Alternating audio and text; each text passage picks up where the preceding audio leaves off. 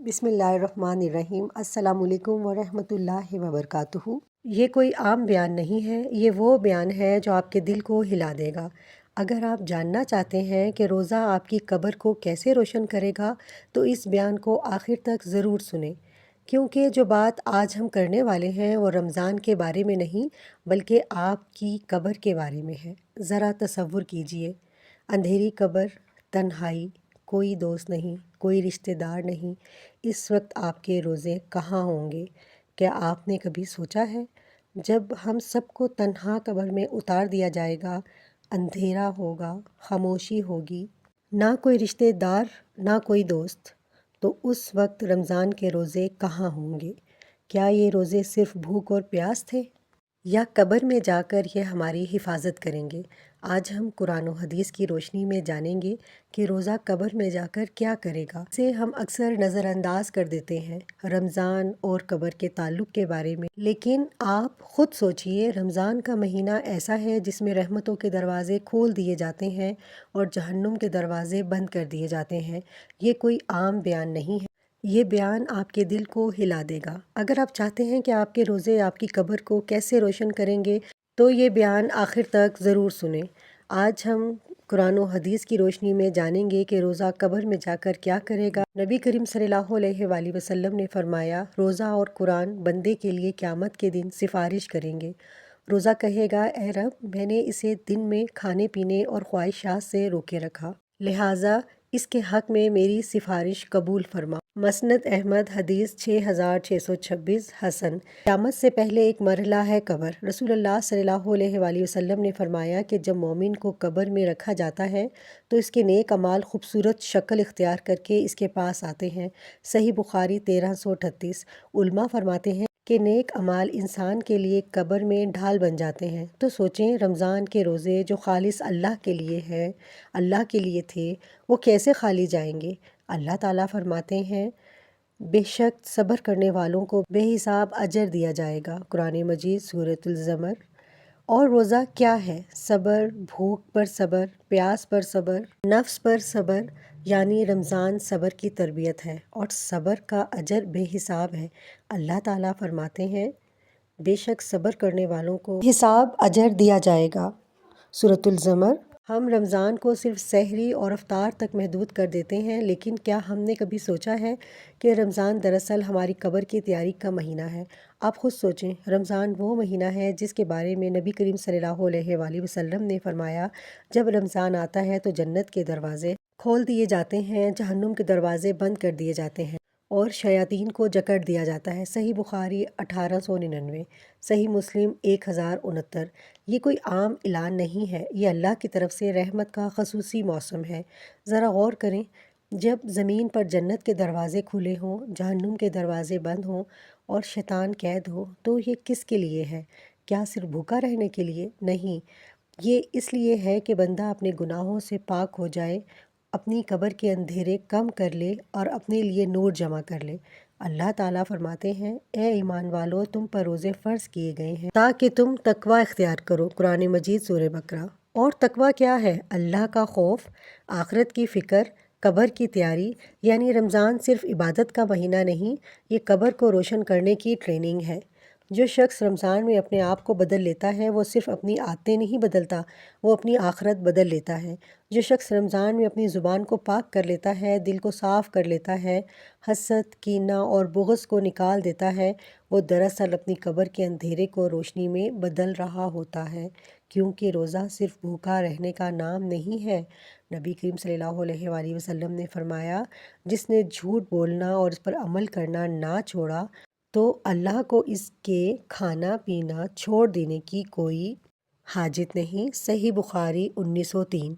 یعنی اگر روزہ رکھتے ہوئے بھی دل میں کینہ ہو، حسد ہو، لوگوں سے نفرت ہو، زبان سے غیبت ہو، تو وہ روزہ جسم کا تو ہے لیکن روح کا نہیں، اور جس روزے میں روح نہ ہو وہ قبر میں روشنی کیسے بنے گا؟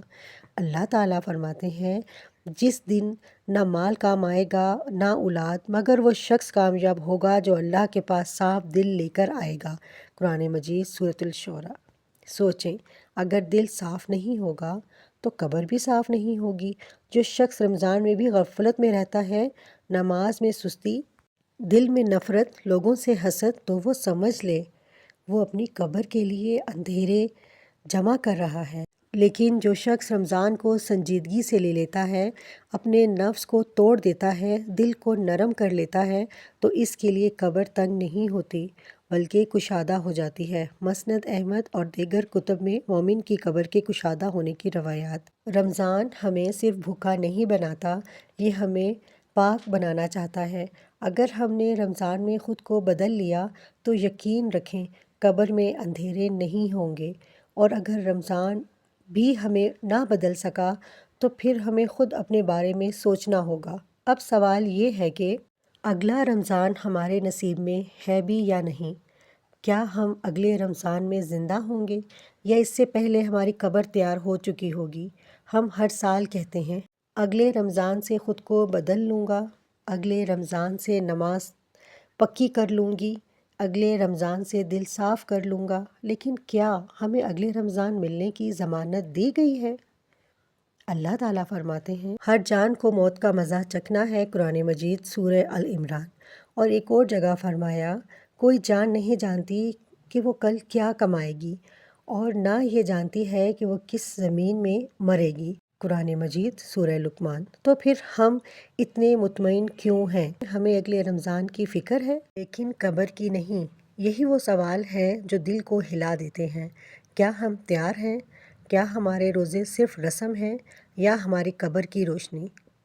اگر آج آپ زندہ ہیں تو یہ اللہ کی مہلت ہے، اگر آج آپ رمضان میں ہیں تو یہ اللہ کی دعوت ہے۔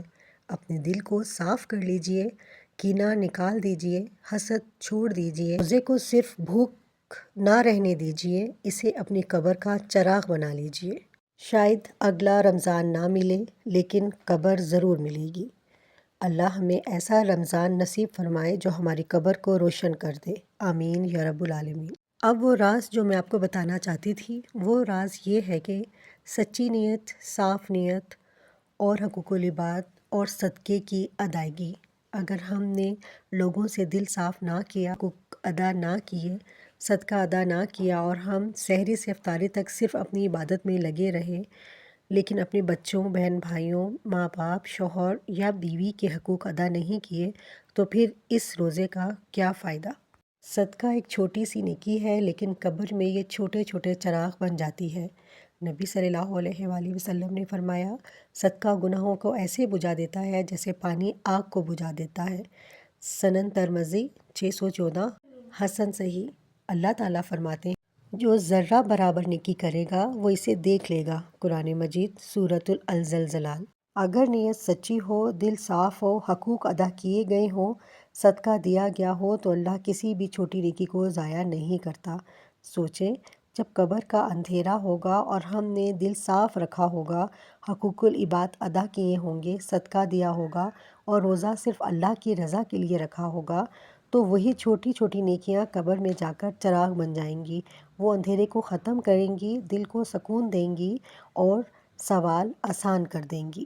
نبی صلی اللہ علیہ وآلہ وسلم نے فرمایا میری امت کا مفلس وہ ہے جو قیامت کے دن نماز، روزہ اور زکوٰۃ لے کر آئے گا، لیکن اس نے کسی کو گالی دی ہوگی، کسی پر تہمت لگائی ہوگی، کسی کا مال کھایا ہوگا، پھر اس کی نیکیاں ان مظلوموں کو دے دی جائیں گی۔ صحیح مسلم 2581۔ رمضان صرف بھوکا رہنے کا نام نہیں، یہ دل صاف کرنے کا مہینہ ہے۔ اگر نیت سچی ہو، دل پاک ہو، حقوق ادا ہوں، صدقہ دیا جائے تو روزہ قبر کا نور بن جاتا ہے۔ اگر دل میں بغض، حسد، تکبر اور ظلم ہو تو پھر بھوک صرف بھوک رہ جاتی ہے۔ آج بھی وقت ہے، کل شاید نہ ہو۔ اپنے روزے کو نور بنائیں، دل صاف کریں، حقوق ادا کریں، صدقہ دیں اور اللہ کی رضا کے لیے روزہ رکھیں۔ اللہ ہمیں ایسا رمضان نصیب فرمائے جو ہماری قبر کو روشنی سے بھر دے، آمین یا رب العالمین۔